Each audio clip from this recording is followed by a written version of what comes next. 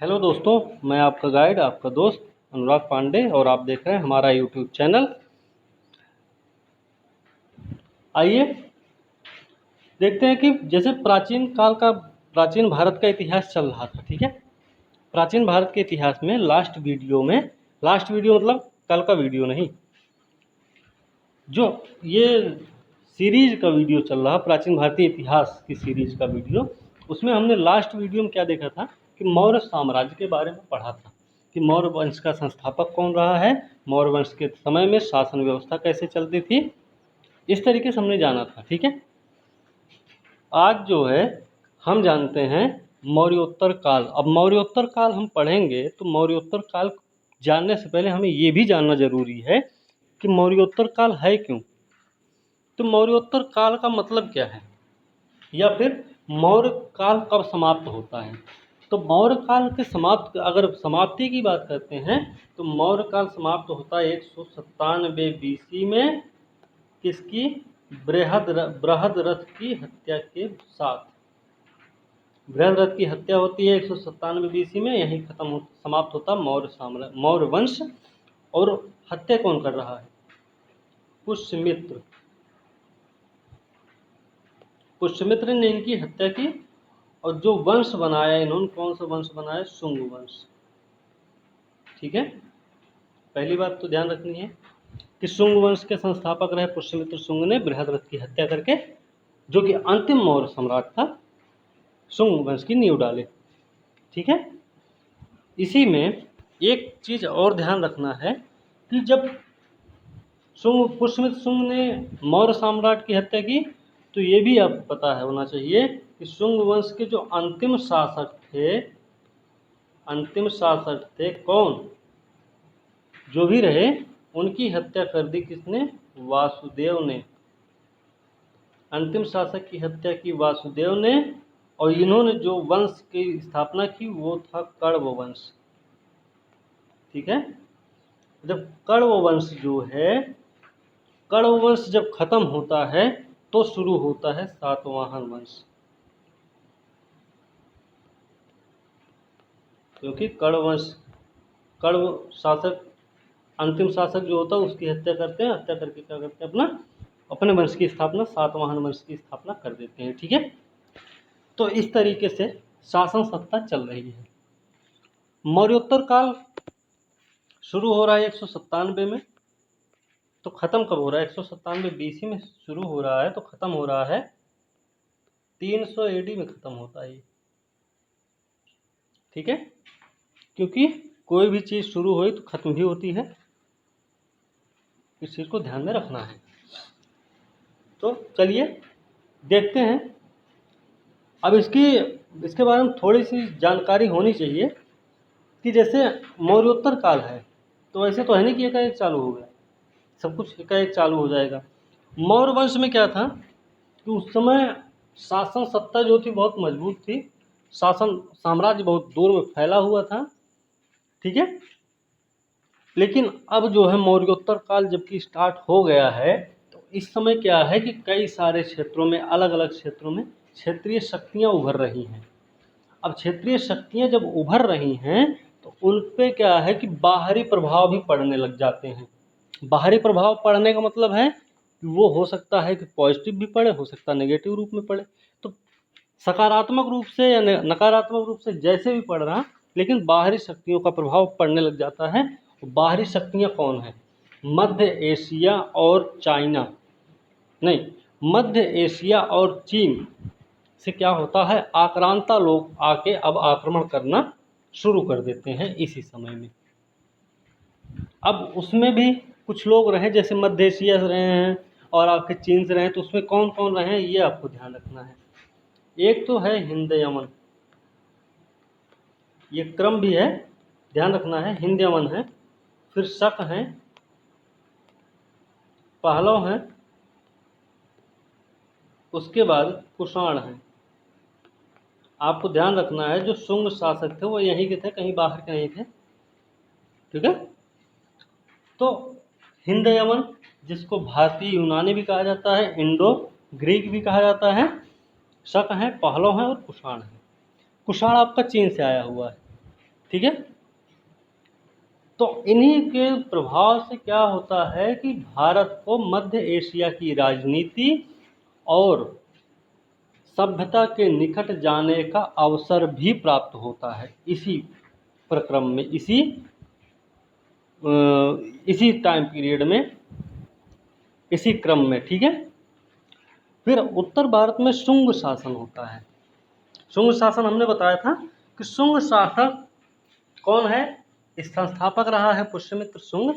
इसी के समय में बल्ख एक जगह है जो शुंग वंश है, उस इसमें 9 शासक हुए थे शुंग वंश में। ठीक है।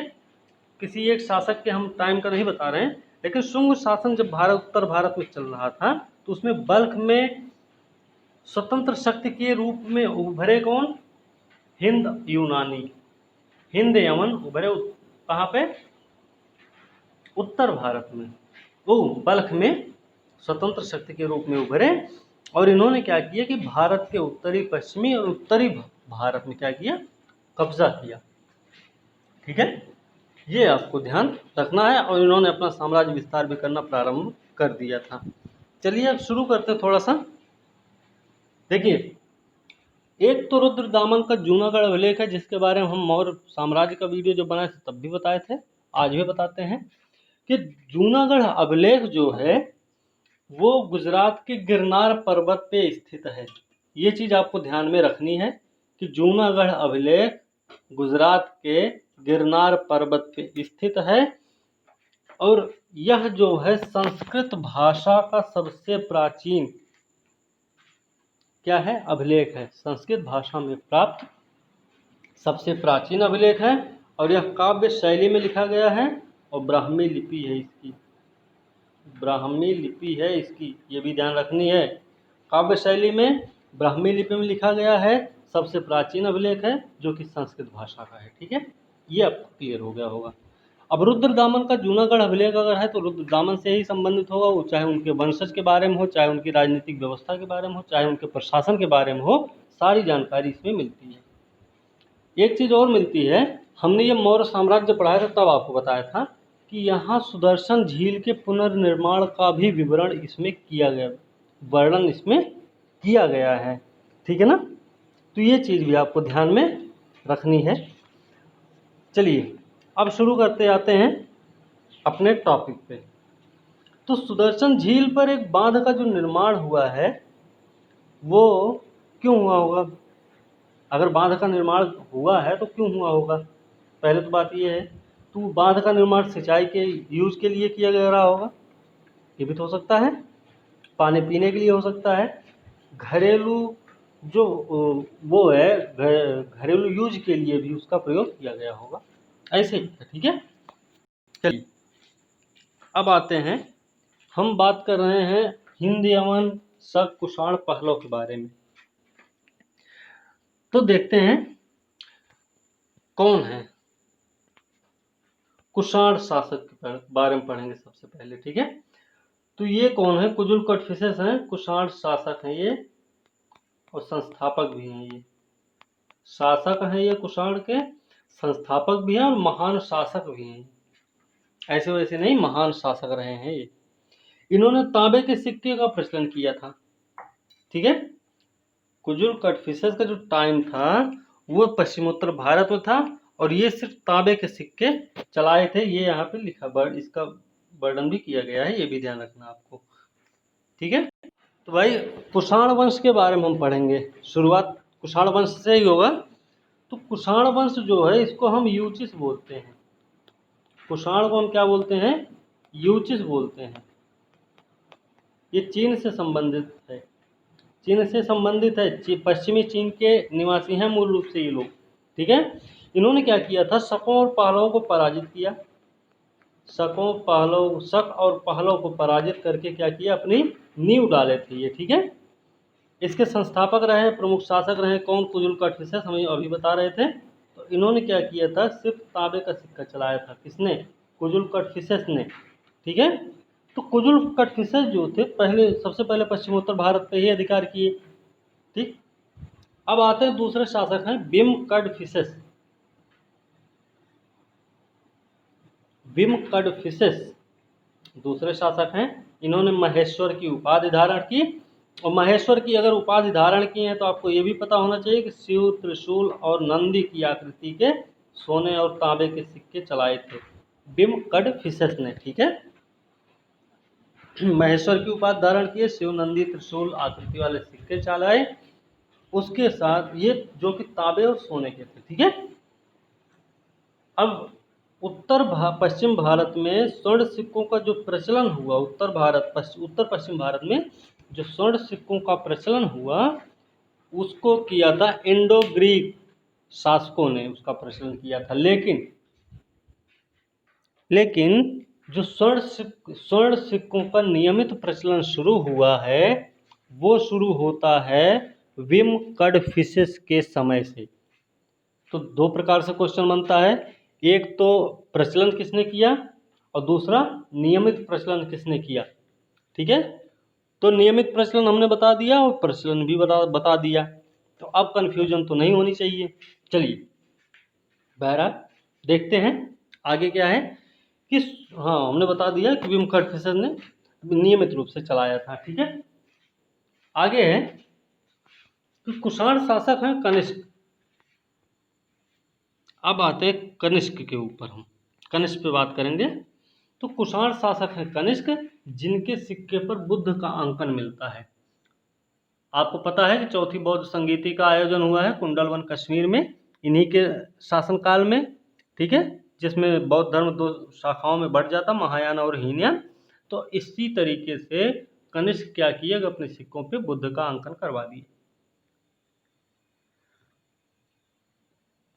ठीक है, योधेय हैं, योधेय लोग हैं, योधेयों पर कार्तिकेय का अंकन मिलता है। योधेयों के सिक्कों पर कार्तिकेय का अंकन मिलता है। और मथुरा अभिलेख को सारनाथ में स्थापित किसने करवाया था? कनिष्क ने। मथुरा अभिलेख को सारनाथ में स्थापित करवाने का काम किसने किया? कनिष्क ने किया। ठीक है, आगे है कनिष्क का एक अभिलेख है रबतक अभिलेख। रबतक अभिलेख में साकेत, कौशाम्बी, पाटलिपुत्र और चंपा का भी उल्लेख किया गया है। इसका मतलब कनिष्क का शासनकाल वहां तक था। ठीक है, इससे ये भी बात पता चलती है, इतना ध्यान रखना है। अच्छा, कुछ कनिष्क के बारे में कुछ चीज़ें जान जाते हैं, क्योंकि कनिष्क का टाइम पीरियड, कनिष्क महान शासकों में इनकी गणना होती थोड़ी सी, क्योंकि ये थोड़ा बहुत काम भी किए थे, हो सकता है।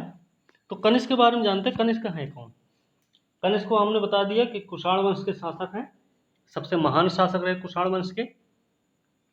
एक चीज है, ये जब इन्होंने गद्दी संभाली तो इन्होंने क्या किया, एक नए युग की शुरुआत की, नए युग की नींव डाली इन्होंने। ठीक है, किसने? कनिष्क ने। कनिष्क ने नए युग की नींव डाली, वो डाली 78 AD से 78 AD। AD मतलब एनो डोमिनी। ठीक है, 78 AD से इन्होंने नए युग की शुरुआत की और नाम रखा इसका शक संवत। ध्यान रखना है, शक संवत इसका नाम रखा इन्होंने। ठीक है, कुषाण साम्राज्य का जो विस्तार हुआ है, सबसे ज्यादा विस्तार किसने किया है, यह भी ध्यान रखना है, कनिष्क ने किया था। कुषाण वंश का सबसे ज्यादा, कुषाण साम्राज्य का सबसे ज्यादा विस्तार किसने किया है? कनिष्क ने किया था। ठीक है, ये भी चीज आपको ध्यान में रखनी है। चलिए आगे देखते हैं क्या है। अब इन्होंने साम्राज्य का जब सबसे ज्यादा विस्तार किया तो कहाँ तक है, वो आपको पड़ता है मध्य एशिया से वाराणसी, श्रावस्ती और कौशाम्बी सहित पूरे उत्तर भारत में। और इसमें हमने बताया कि पाटलिपुत्र, चंपा, साकेत, कौशाम्बी का नाम भी लिखे हैं इन्होंने अपने रबतक अभिलेख में, तो वहां तक इनका शासन रहा है। ठीक है, अब मध्य एशिया स्टेटमेंट में आ जाए कि मध्य एशिया और भारत, मध्य एशिया और उत्तर भारत प्लस उत्तर भारत को क्या किया? अविभाज्य अंग बनाया। उत्तर भारत को क्या किया इन्होंने? अविभाज्य अंग बनाया, तो नाम था कनिष्क। ठीक है, अब जब पूरा संबंध बन गया है मध्य एशिया से लेकर उत्तर भारत तक का सबका, तो आपको पता है कि आप अगर, हमारे यहाँ क्या है कि लोग जानकारी बड़ी जल्दी ले लेते हैं। और बताओ आप, मतलब उनकी जानकारी लेने के लिए क्या है, उनसे बात करेंगे थोड़ा सा, पूछेंगे भाई क्या हो रहा, अच्छा ये वाली चीज़ बताओ ये क्या है, अच्छा ये वाली हमारे यहाँ नहीं, हमें बताओ हम अपने यहाँ करेंगे, ठीक है। तो इस तरीके से क्या है, मध्य एशिया से अगर संबंध बना है भारत उत्तर भारत का, तो उनमें उनकी संस्कृति का समन्वय भी होगा, एक दूसरे की संस्कृति क्या होगी, एक दूसरे से मेल करेगी, ठीक है। तो अंतर क्षेत्रीय संस्कृतियों का समन्वय हो रहा है यहाँ पे, अंतर क्षेत्रीय संस्कृतियों का समन्वय हो रहा है, और साथ में क्या हो रहा है कि इनके जो व्यापार हैं, अंतर क्षेत्रीय व्यापार हैं, उसमें भी वृद्धि हो रही है, व्यापार में भी वृद्धि हो रही है अंतर क्षेत्रीय व्यापार में, ठीक है, व्यापार में वृद्धि हुआ है, ठीक है। साथ में बौद्ध धर्म का चौथी संगीत का आयोजन करवाया, तो बौद्ध धर्म के संरक्षक रहे हैं, ठीक है। इसके साथ में इन्होंने मथुरा और गांधार कला को संरक्षित भी किया था, मथुरा और गांधार कला, गांधार कला को संरक्षित किसने किया है, कनिष्क ने ही किया है, ठीक है। इन्होंने एक स्तूप का निर्माण करवाया है पुरुषपुर में, पुरुषपुर, या फिर बोल सकते हैं पेशावर, आज के टाइम का पेशावर, उस समय का पुरुषपुर, ठीक है। तो यहाँ पे इन्होंने एक स्तूप का निर्माण भी करवाया था, ये भी ध्यान रखना, किसने करवाया है, कनिष्क ने, ठीक है। चलिए अब कुषाण वंश का पतन हो रहा है, तो तीसरी शताब्दी ईस्वी में ही हो रहा, 300 AD हमने बताया भी था। इनके थोड़े साम्राज्य के बारे में जान जाए। साम्राज्य क्या था, बहुत क्षेत्रों में विभाजित था इनका, और जो साम्राज्य के जो बहुत सारे क्षेत्र थे उसका जो प्रशासन संभालता था वो था महाक्षत्रप, महाक्षत्रप है, और महाक्षत्रप जो है वो कौन है, सेनापति, महाक्षत्रप कौन है, वो सेनापति है, ठीक है। अब इसकी सहायता के लिए कौन होते थे, इसकी सहायता करने के लिए क्षत्रप होते थे बहुत सारे, ठीक है, इतना आपको ध्यान रखना है। दूसरी चीज, मथुरा की एक शीर्ष विहीन मूर्ति है, उसको देख के ये लगता है, शीर्ष विहीन मतलब उसके उस मूर्ति में सर मतलब सिर उसका नहीं है, गर्दन नहीं है उसकी, तो उसको देख के ये पता चलता है कि ये सब घुड़सवार करते समय क्या पहनते थे, पतलून। क्वेश्चन आ सकता है कि जो मथुरा की शीर्ष विहीन मूर्ति मिलती है उसकी क्या जानकारी मिलती है आपको, तो उससे जानकारी ये मिलती कि ये लोग घुड़सवार करते समय क्या पहनते थे, पतलून, ठीक है। और इनकी सबसे बड़ी विशेषता क्या थी कि देवपुत्र शीर्षक का प्रयोग करते थे, इनकी सबसे बड़ी विशेषता थी देवपुत्र शीर्षक का प्रयोग करते थे, ठीक है ना, ये चीज ध्यान रखनी है। चलिए अच्छा, उपलब्धियां भी कुछ हैं, देख लेते हैं। उपलब्धियां क्या रही, इनका विशाल साम्राज्य रहा है, तो व्यापार में हमने बता दिया पहले वृद्धि हो रहा है, नए केंद्रों का उदय हुआ है, फिर साहित्य और चिकित्सा के क्षेत्र में भी बहुत ज़्यादा प्रगति हुई। जैसे अब इसमें चिकित्सा क्षेत्र में प्रगति हो रही है, तो उसमें चरक संहिता एक है, कनिष्क के समय में ही, अभी आगे हो सकता है इसमें पढ़ेंगे हम कि चरक जो थे इन्हीं के समकालीन थे, तो चरक संहिता इसी समय लिखी गई। बुद्ध चरित एक किताब लिखी गई, अश्वघोष इनके राजकवि थे, ये भी अभी आगे मिलेगा आपको। बुद्ध घोष जो है, बुद्ध चरित किताब है, लिखा है अश्वघोष ने, फिर से चरित, ठीक है, बुद्ध चरित के लेखक हैं अश्वघोष, राजकवि हैं इसके, ठीक है, कनिष्क के। और दूसरी चीज ये है कि गांधार मथुरा स्थापत्य कला को संरक्षण दिया, तो हमने पहले ही बता दिया आपको, ठीक है। उत्तर पश्चिम भारत में सबसे पहले, ठीक है, अच्छा ये हमने बता दिया आपको। अब चलिए आगे देखते हैं, आगे क्या है कि वर्तमान में जो ग्रेगोरियन कैलेंडर हम सब यूज करते हैं, उसमें हम अगर 78 को माइनस कर दें तो हमें क्या मिल जाएगा, शक संवत मिलेगा, ठीक है। अगर उसमें हम 57 प्लस कर देते हैं तो क्या मिल जाएगा, विक्रम संवत मिल जाएगा हमें, ठीक है, विक्रम संवत मिलेगा। अब अगर इन दोनों को जोड़ देंगे तो 135 हो जाएगा, तो हमें आज के टाइम का पता चल जाएगा, अगर हम विक्रम संवत की बात करेंगे तो, नहीं शक संवत से जोड़ेंगे तो। तो ये चीज आपको ध्यान में रखनी है। ये देखिए दिया गया है इसमें। अश्वघोष कनिष्क के राज कवि थे। वसुमित्र भी कनिष्क के दरबार में थे। नागार्जुन पार्श्व चरक भी कनिष्क के दरबार से ही संबंधित थे। तो अश्वघोष, वसुमित्र, नागार्जुन, पार्श्व और चरक ये सब कनिष्क के ही समकालीन रहे हैं और ये तो कनिष्क के राजकवि भी रहे हैं। ठीक है, तो ये भी ध्यान रखना, वसुमित्र इनके दरबार से संबंधित रहे हैं। अब पतंजलि ने जो, पतंजलि कौन है? पतंजलि अभी हम जब शुंग वंश पढ़ेंगे तो उसमें हम आपको बताएंगे, वैसे अभी जान जाए। ये पुष्यमित्र शुंग के पुरोहित थे। पतंजलि पुष्यमित्र शुंग के क्या थे? पुरोहित थे। और इन्होंने क्या किया था, पाणिनि की एक किताब है अष्टाध्यायी, उस पर इन्होंने महाभाष्य लिखा था। किसने? पतंजलि ने। ठीक है, ये देखिए इसमें दिया भी गया है, अष्टाध्यायी महाभाष्य लिखे थे ये शुंगकालीन विद्वान थे। ठीक है, कुषाण वंश का जो सबसे महान शासक था कनिष्क था। इसकी सीमाएं, अब देखिए सीमाएं हैं कनिष्क की, उत्तर में चीन का तुर्फान एरिया, कश्मीर से लेकर दक्षिण में विंध्य पर्वत है, पश्चिम में आपका उत्तरी अफगानिस्तान से लेकर पूरब में पूर्वी उत्तर प्रदेश और बिहार तक विस्तृत था। बहुत लंबा चौड़ा साम्राज्य था कनिष्क का। ठीक है, ये चीज आपको ध्यान में रखनी है। चलिए, कुषाणों का व्यापार पश्चिमी विश्व से फारस की खाड़ी और लाल सागर से होता है, जिसका विवरण हमें मिलता है पेरिप्लस ऑफ द एरिथ्रियन सी और किससे? अरिकामेडू से। अरिकामेडू और पेरिप्लस ऑफ द एरिथ्रियन सी से हमें पता चलता है कि जो कुषाण का व्यापार था वो पश्चिमी विश्व से होता था, वो फारस की खाड़ी और लाल सागर से होते हुए। ठीक है, इस चीज को ध्यान में रखना। अब कनिष्क के काल की देन हमने बताया था, गांधार और मतलब मथुरा शैली को उन्होंने संरक्षित किया था। अब गांधार के संरक्षक तो और लोग रहे हैं, शक और कुषाण दोनों रहे हैं।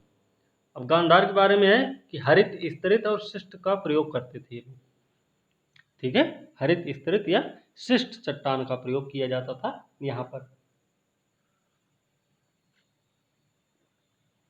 कुषाण काल में बाल विवाह प्रथा प्रारंभ हुई मानी जाती है। ठीक है ना। चलिए, अच्छा एक चीज और ध्यान रखते हैं थोड़ा सा, कि जैसे मान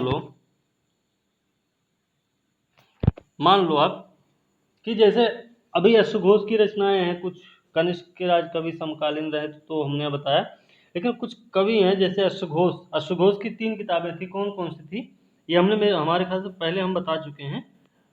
सौंदरानंद, सारिपुत्र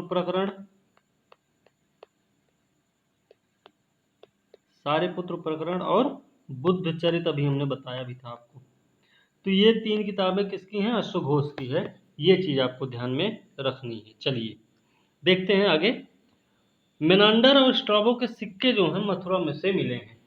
ठीक है, मेनांडर और स्ट्राबो के सिक्के कहाँ से मिले हैं? आपको ध्यान होना चाहिए, मथुरा से मिले हुए हैं। और ये तो क्वेश्चन आया हुआ है पहले, ये क्वेश्चन आ चुका है, तो ये चीज जरूर ध्यान रखनी है, और ये भी आ चुका है। ठीक है, तो इन पे थोड़ा ध्यान रखना है। मेनांडर जो हैं उनके प्रभाव में आए, उसके बाद इन्होंने बौद्ध धर्म ग्रहण किया था। कौन? मेनांडर। मिलिंद पन्नो एक किताब है जिसके बारे में आप भी जानते होंगे, थोड़ा बहुत सुने होंगे उसके बारे में। तो मेनांडर वही हैं, इन्होंने नागसेन से शिक्षा दीक्षा ली है और फिर उसके बाद उन्होंने बौद्ध धर्म ग्रहण किया था। ठीक है ना। 184 बीसी में पुष्यमित्र शुंग ने क्या किया? अंतिम मौर्य शासक बृहद्रथ की हत्या करके शुंग वंश की नींव डाली। ये हम पहले ही बता चुके हैं आपको। ठीक है ना, इसमें कोई संदेह नहीं होना चाहिए आपको। चलिए अब बात करते हैं हम। अब शुंग वंश पढ़ रहे हैं तो शुंग वंश के बारे में थोड़ी सी जानकारी होनी चाहिए। देख लेते हैं क्या है शुंग वंश।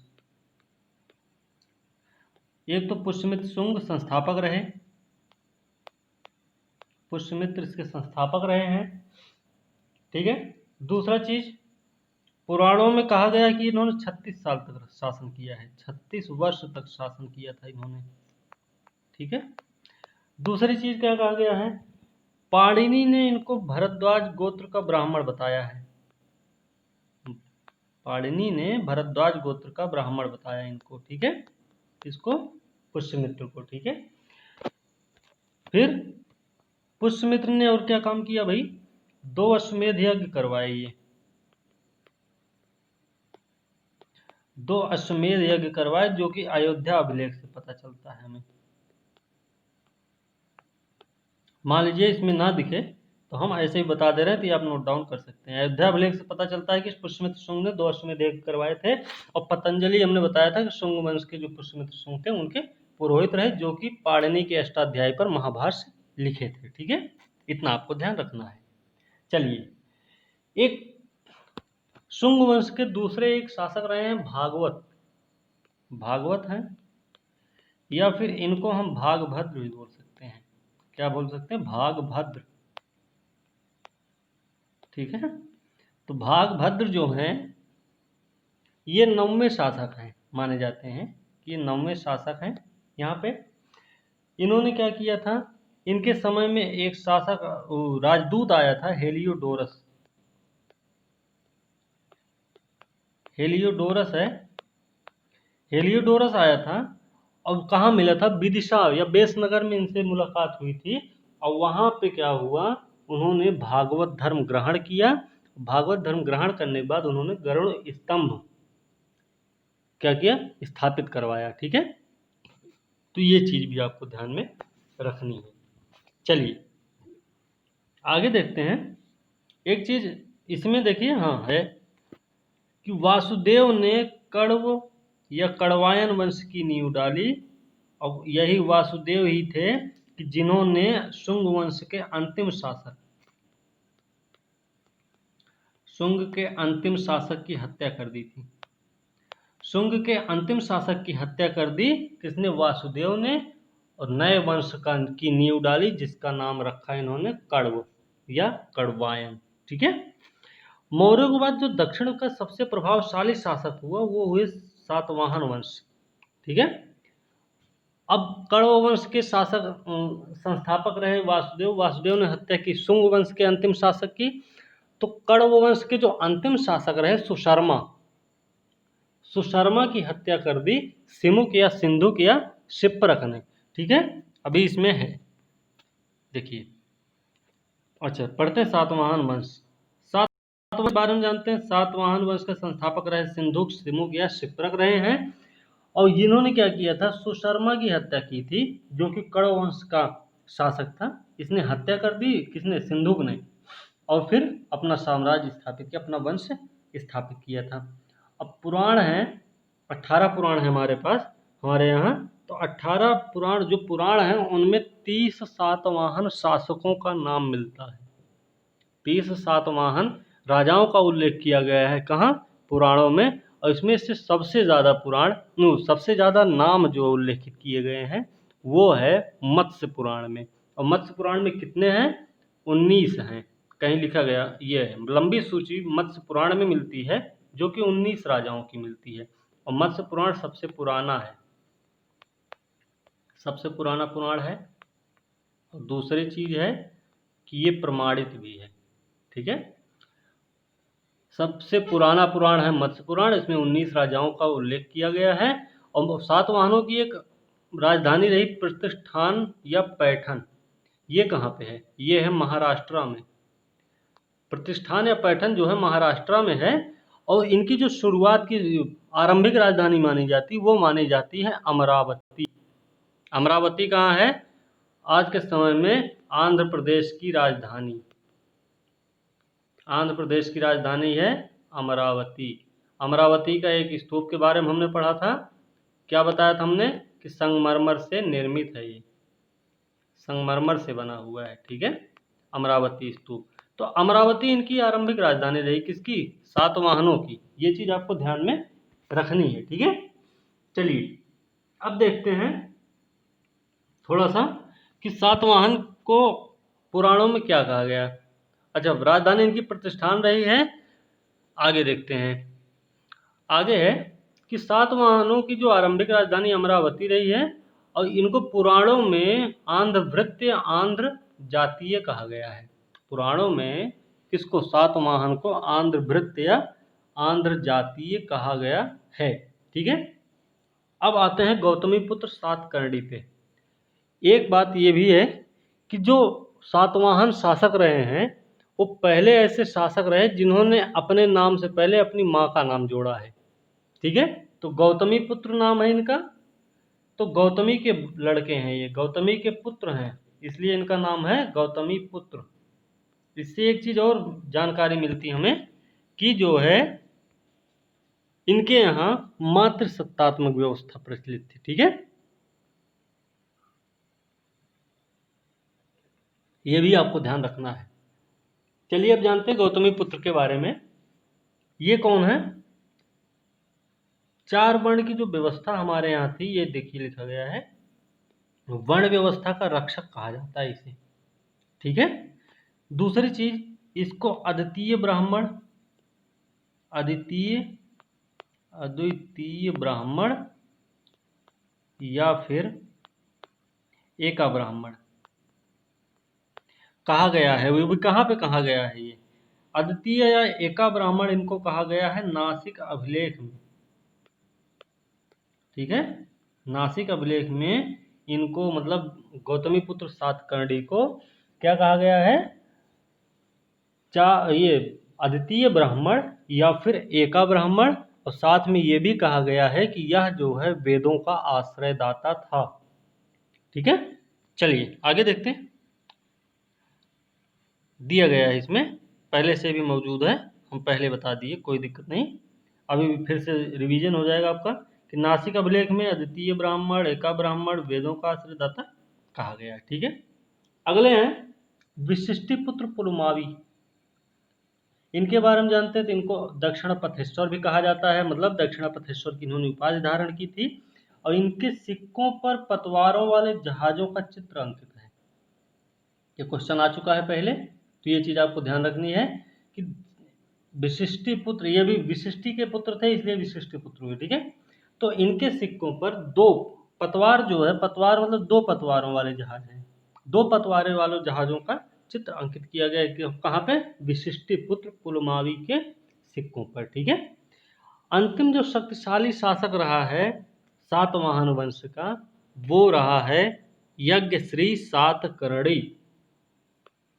अंतिम शासक रहा है ये यज्ञश्री सातकर्णी। ठीक है ना, ये चीज ध्यान रखें। चलिए आगे हम देखते हैं थोड़ा सा, अब इनके प्रशासन के बारे में देख लें, सातवाहनों का प्रशासन कैसा रहा है। ठीक है, सातवाहनों का प्रशासन 5 मिनट लगेगा, 5 मिनट में हम वो बता देंगे पूरा।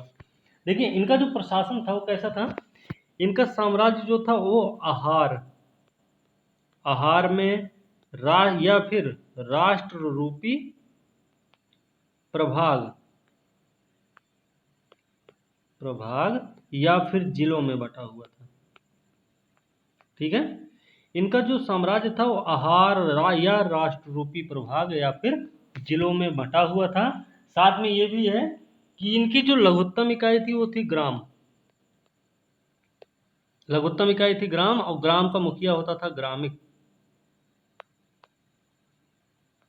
ग्रामिक जो था इनका मुखिया होता था ग्राम का। ठीक है, अध्यक्ष। आगे देख लेते थोड़ा सा और, कि राजा के जो सहायक और मंत्री होते थे, राजा के सहायक और मंत्री, सहायक और मंत्री जो होते थे वो कौन होते थे? उनको अमात्य कहा जाता था भाई, उनको अमात्य कहा जाता था। ठीक है, अमात्य कहा जाता था। चलिए ये भी हो गया।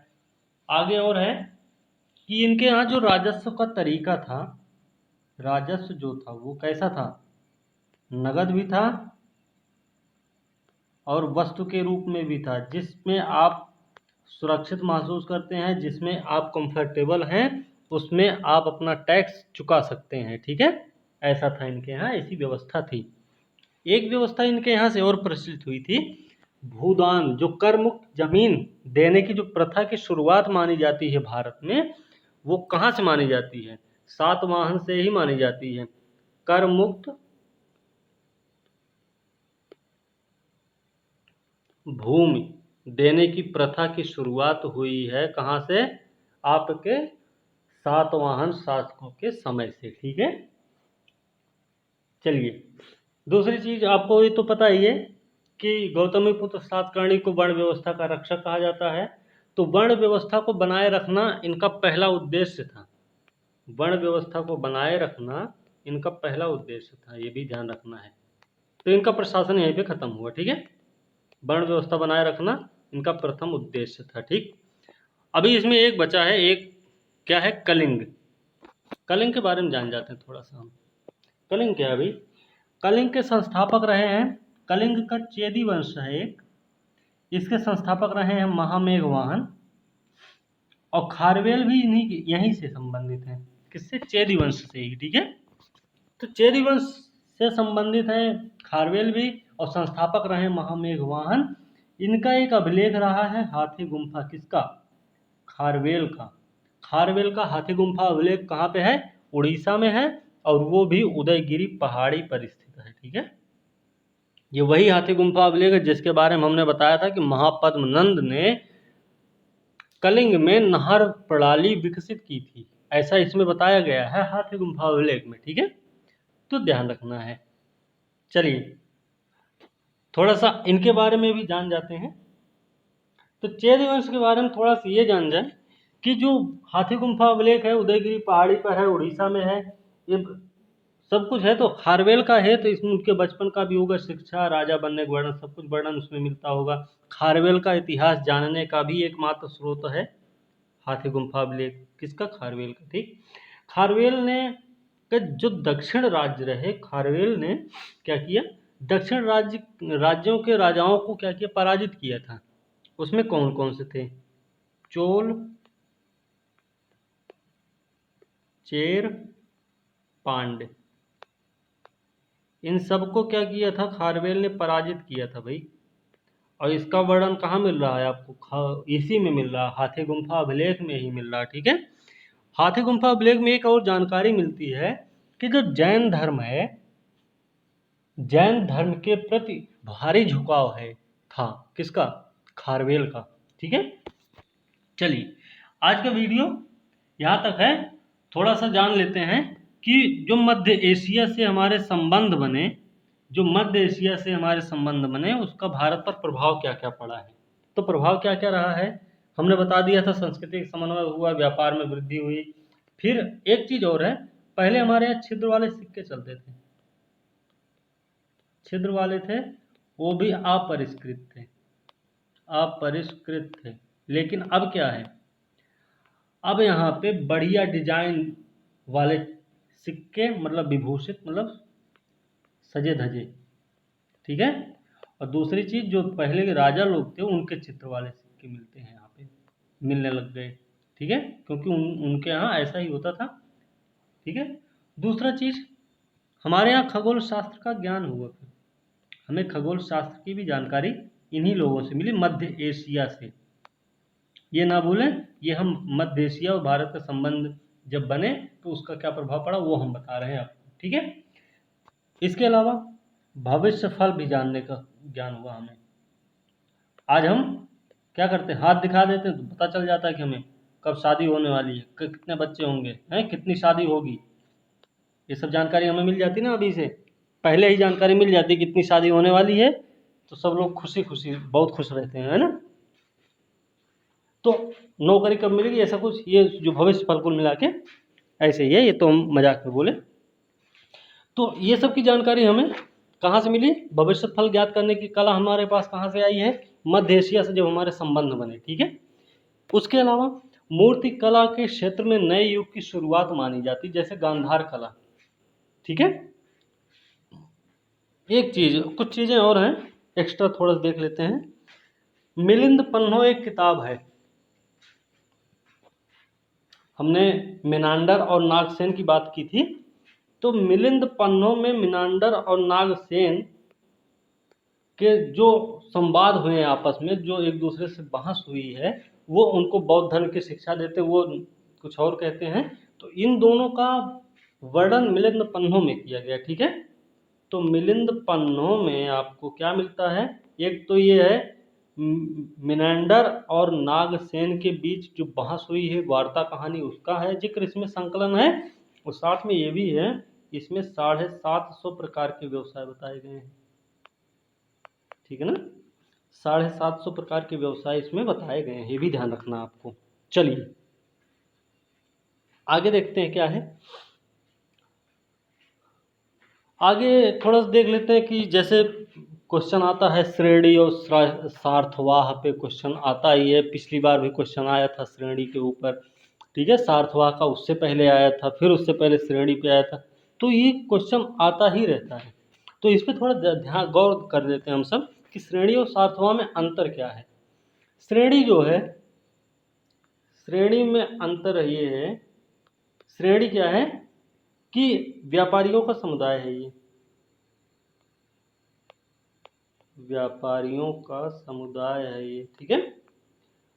व्यापारियों का समुदाय है और साथ में इनका जो अध्यक्ष होता है उसको बोलते हैं श्रेष्ठी।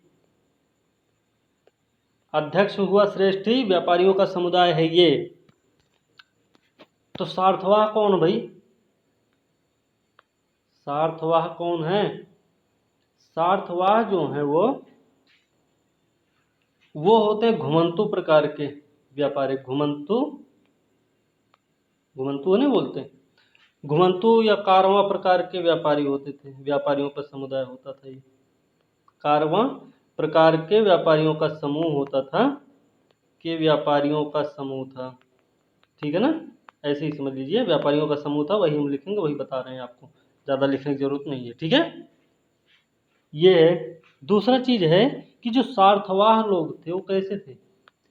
सार्थवाह में आते कौन कौन लोग थे? अब इसमें क्या है, इसमें बुनकर, बुनकर आते हैं, अनाज व्यवसायी आएगा,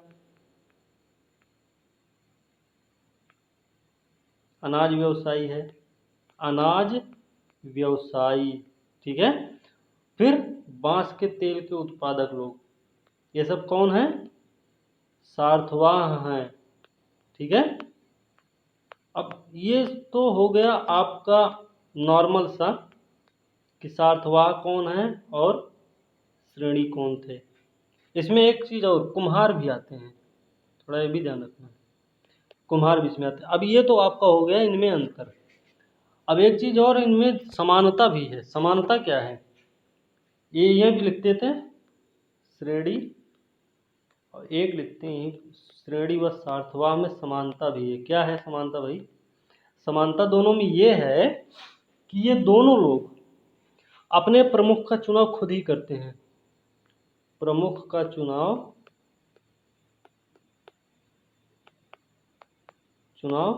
खुद करते हैं, मतलब स्वयं करते हैं, ठीक है, खुद करते हैं, ठीक। दूसरी चीज है, पारस्परिक सद्भाव के आधार पर ये क्या करते हैं कि अपने जो व्यवसाय को नियंत्रित करने के लिए मूल गुणवत्ता संबंधित क्या करते हैं, नियम का निर्माण करते हैं। गुणवत्ता संबंधी, मूल्य व गुणवत्ता संबंधी नियम का निर्माण करते हैं, ये खुद ही करते हैं सब। मतलब इसमें राजा को कोई हस्तक्षेप नहीं होता है, ठीक है।